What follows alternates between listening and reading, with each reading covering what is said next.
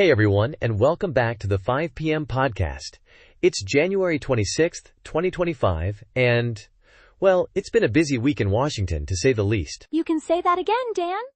I'm Tina, and we're here to break down all the action. Episode 16, and we've got a doozy for you today. President Trump's first day back in office for his second term, and he's already signed a stack of executive orders. Yeah, I've been digging into these orders, and man, there's a lot to unpack here. Immigration, diversity programs, energy. It's like he's trying to reshape the whole landscape in one day. Right? It's interesting how he's hitting these key campaign promises right out of the gate.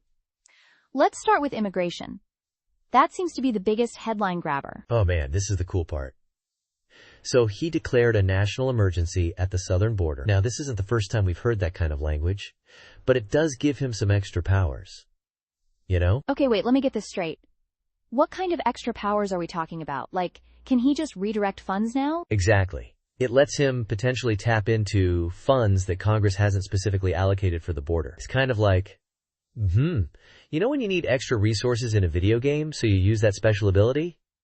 It's like that, but for government funding. Haha, okay, I see what you mean. So, more money for border security, potentially, but he also did this thing with designating cartels as terror groups. What's that about? Yeah, that's a big one. Basically, it changes how the U.S. can go after these groups. It opens up a whole new set of legal tools, like stricter sanctions and more power to target their finances. Interesting. But the one that really caught my eye was this move to end birthright citizenship. I mean, isn't that, like, in the Constitution? You got it.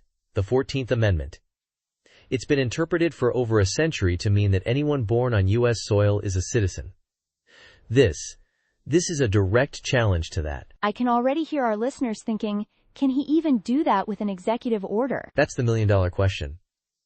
I was just reading a legal analysis by Professor Sarah Martinez from Georgetown, and she says it's on shaky legal ground. She thinks it would need a constitutional amendment, not just an executive order. So we're probably going to see some major court battles over this one, huh? Oh, for sure. And then there's the Remain in Mexico policy coming back. Right, that was the one where asylum seekers had to wait in Mexico while their U.S. cases were being processed.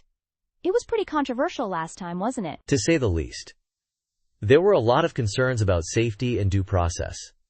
I remember reading reports about the conditions people were facing in those border towns. So it'll be interesting to see how that plays out again. Shifting gears a bit, let's talk about these diversity, equity, and inclusion programs, or the lack thereof now. Yeah, so Trump signed an order to end these DEI programs in the federal government. He also redefined sex as biologically distinct. This seems like a clear move to roll back some of the previous administration's policies. That's a big shift. I mean, these programs were designed to promote diversity and inclusion in the federal workforce. What kind of impact could this have? Well, Dr. Emily Rodriguez from UC Berkeley. She's a director of diversity and inclusion studies. She says it could have far-reaching effects on workplace culture and representation. So, potentially fewer opportunities for underrepresented groups in government jobs? That's one concern. And, it might also send a signal to private companies about where the administration stands on these issues. You know what this reminds me of?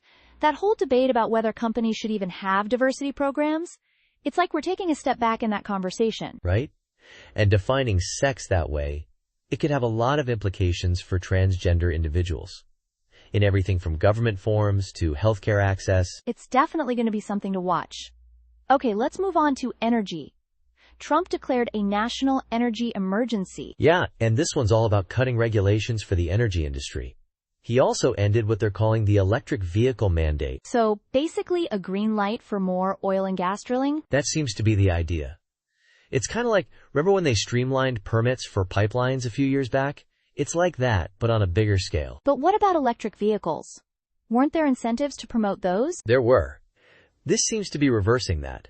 Michael Chen, a senior fellow in energy policy at the Brookings Institution, says this could set back efforts to combat climate change. It's like we're going in the opposite direction of most of the world when it comes to renewable energy. Yeah, it's a stark contrast. And lastly, there's this order on inflation. But the details are pretty scarce right now. I guess we'll have to wait and see what that's all about. It's a lot to take in, though. I mean, just the sheer number of executive orders on day one. It's unusual, isn't it? It is. I was looking at some stats from the White House press office. They said over 10 executive orders signed on the first day. That's way more than usual for recent presidents. It's like he's trying to make up for lost time or something. Maybe. Or just setting a really strong tone for his administration. So Tina, what are your big takeaways from all of this? Well, it's a clear signal that Trump is sticking to his core campaign promises, especially on immigration and rolling back regulations. And these aren't small changes. We're talking about major shifts in policy. And the legal challenges are probably just beginning. I mean, the birthright citizenship thing alone, that could be tied up in courts for years. For sure, and I think we'll see a lot of debate about the impact on federal workers with the DEI changes and on the environment with the energy policies. It's going to be really interesting to see how this all plays out. One thing's for sure, it's not going to be a quiet term. No kidding. All right, well, I think that's all the time we have for today. Thanks for joining us, everyone. Yeah, thanks for listening. And as always, let us know what you think about these executive orders. We'll be back next week with more from the 5 p.m. podcast.